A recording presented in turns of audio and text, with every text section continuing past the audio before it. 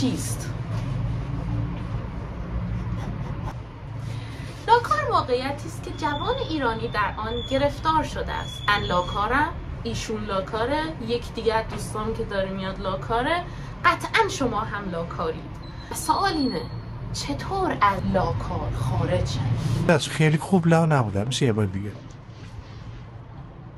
من کلاه گذاشتم چرا که اینجوری گنگم بالاتر.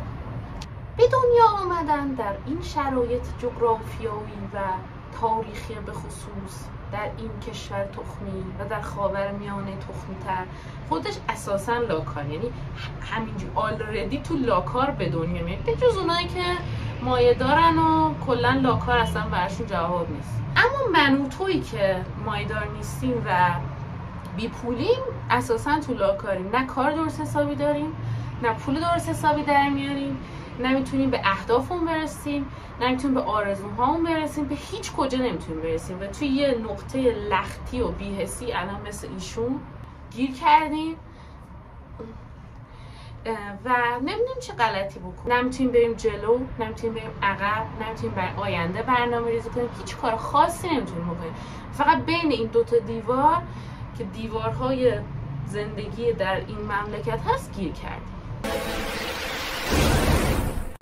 هدف ما چیه؟ هدف ما اینه که همونطور که خودمون رو میخوایم سعی کنیم از لاکار در بیاریم، بیایم یه کامیونیتی یه کامیونیتی داره هم باشیم که شاید من تونستم با کمک شما و شما تونستیم با کمک من و ایشون همه با هم از لاکار در بیان. بنابراین با ما همراه. دستا به بالا به این عروس. اگه بتونی از لاکار خارج شی، اول از همه بدونی که در لاکار هستی. حس لختیه اینه که گوشت مثلا همینجوری افتادی میخوای بمیری و تجربی بمیری و از زندگی خلاص شی، اول بدونی اصلا چه حسیه. اول باید به حسی که داری رسمیت ببخشی و بگی که آقا من به عنوان یک جوان ایرانی بدبخت و لاکارم، پس اینو با هم در این نقطه میپذیری. شما میپذیری؟ بله منم میپذیرم. شما چطور؟ من این مراحل رو همه رو به صورت خلاصه میگم و در جلسات آینده به صورت مفصل در موردش صحبت میکنیم. مرحله بعدی اینه که بیای خودت رو خارج از لاکار تصور کنی و مثلا بگی اگر کجا بودم احساس میکردم که الان لاکار نیستم و همه چی خیلی خوبه. یعنی بیای اون ایدئالی که برای خودت در نظر میگیری رو تصور کنی. اصلا مهمم نیستش که چقدر رویایی باشه. وقتی تصور میکنی بعد در مرحله بعدی هم بنویسیش روی کاغذ. من الان اینجا تو لاکار تو انوگوه گیر افتادم و نقطه ایدئالی که میخوام برای خودم در نظر بگیرم اینه که مثلا توی برج خلیفه به مهارت العربی نشستم و دارم مثلا با دخترا یا با پسرا حال و حول میکنم.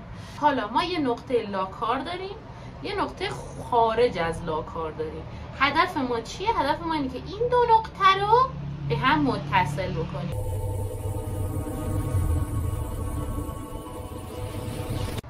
بنابراین ما میایم مرحله به مرحله اینجوری که لاکار یکم از لاکار بیرون، یکم بیرون تر از لاکار، خارج لاکار، ایدال و این نقطه ها رو میایم مشخص میکنیم با هم دیگه. که مشخص شد ما نقاطمون رو داریم. حالا فقط باید با یه خطی این نقاط رو به هم دیگه پیوند بدهیم و به هم وصل بکنیم. در طول این مسیر ممکنه که یه سری از مثلا اهدافی که اینجا داریم عوض بشه و مثلا نظرمون عوض شه، سلیقه‌مون عوض شه، تیستمون عوض شه. مثلا اون که گفتم میخوام تو برج خلیفه با دختران و پسران حال و حولی کنم، مثلا اون اصلا واقعا شاید هدف من نبوده باشه، اون یه فانتزیه برای من.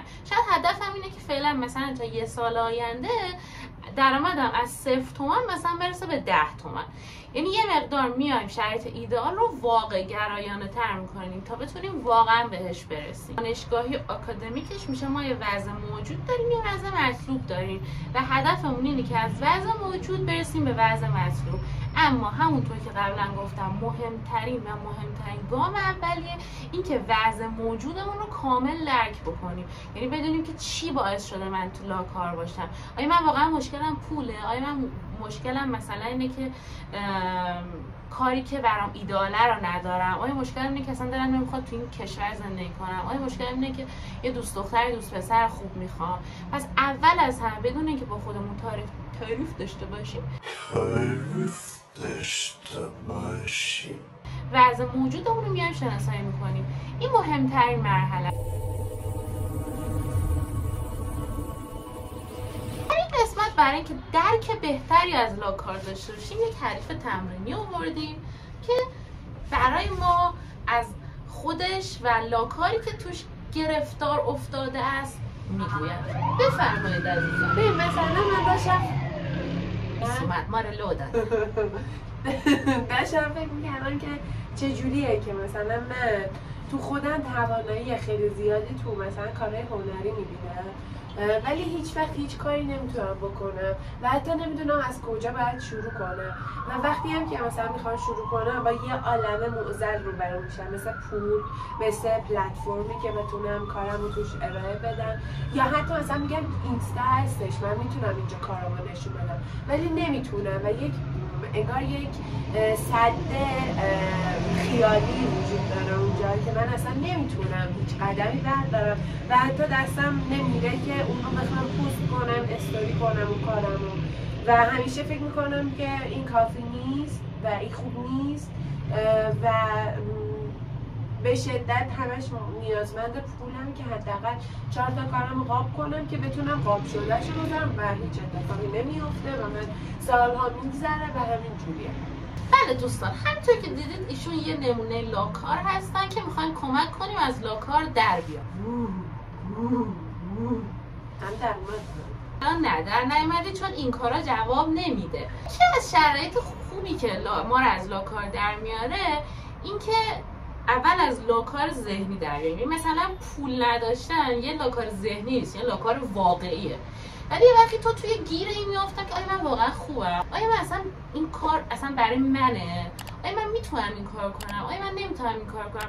و در مقابلش آدمایی رو میبینیم که نه احساس میکنی به اندازه کافی خوبن، نه احساس میکنی به اندازه کافی استعداد دارن، ولی دارن انجام میدن کارو. و اونا همیشه از آدمایی که واقعا یه استعدادی دارن و گیر این وسواس ذهنی میافتن جلوتر. پس یکی از فکر میکنم یکی از کاری که باید کرد اینه که فقط یه کاری کرد.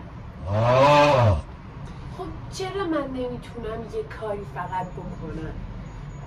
خب شاید چون میدونی مثلا تو شاید درگیر ایده میشی، درگیر این میشی که بتونی تصویر ذهنی تو بیرون بیاری. شاید اون لحظه که دستتو بداری روی اون بوم، روی اون نقاش، روی هر چی، شاید اون لحظه خودش یه چیزی بیاد.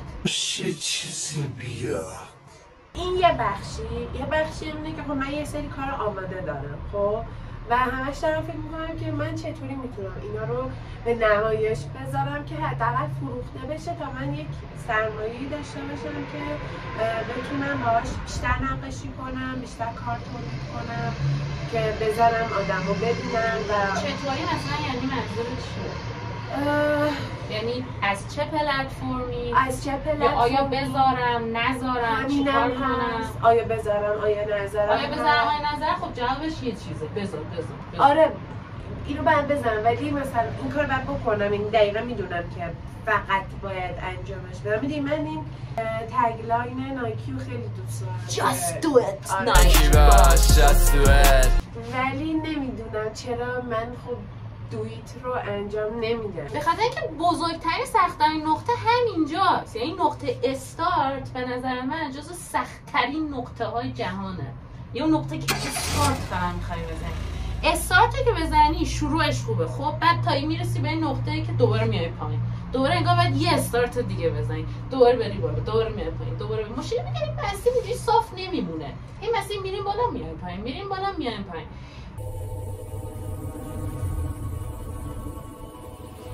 شاید باید همدیگه رو فورس کنیم. مثلا الان وایسم بالا سرت بزنم تو سرت، نه تو سر واقعا این کار خیلی خوبه و بهت بگم که عزیزم همین الان بزن.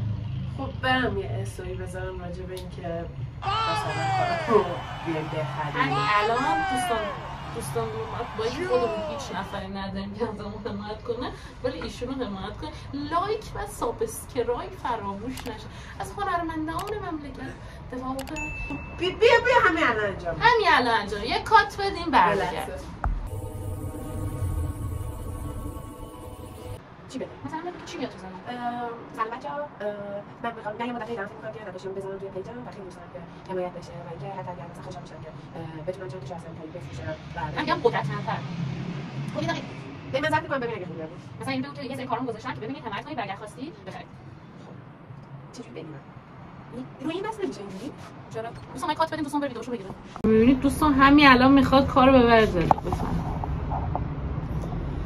سلام. من یه مدتیه که سری دوستمون بیار پیجو بیار همین الان یک گام مثبت برای علاکار در اومدن انجام داد. همین الان ویدیوشو ضبط کرد، همین الان گذاشت، با اینکه آدم از صدای خودش انش میگیره اساسا، ولی این رو به جون خرید و ایشون صبح که اومد میخواست خودشو بکشه.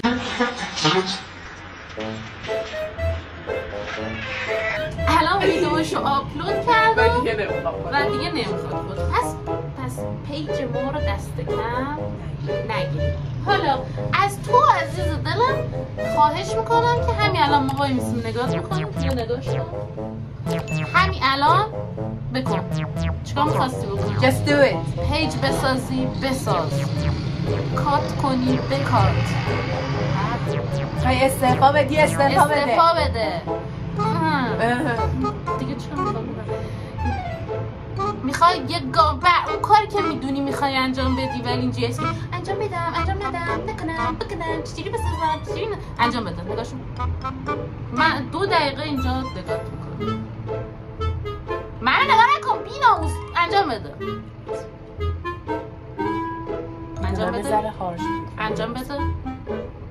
انجام بده. Do it. فقط بکن. Just do it.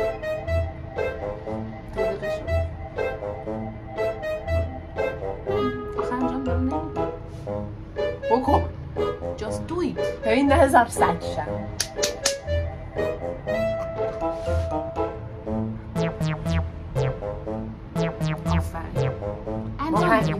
همینو میخواد. این تازه جلسه اوله ها. ببین جلسات بعدی به کجا میرسیم. همین دوست و تعریف و تامین رو میاریم جلسه بعدی. همینو به شما نشون میدیم که داریم چیکار میکنیم. از قسمت اول لاکار، چگونه از لاکار خود خارج شوید. تا برنامه بعدی و لاکار دیگری بدرود. See you.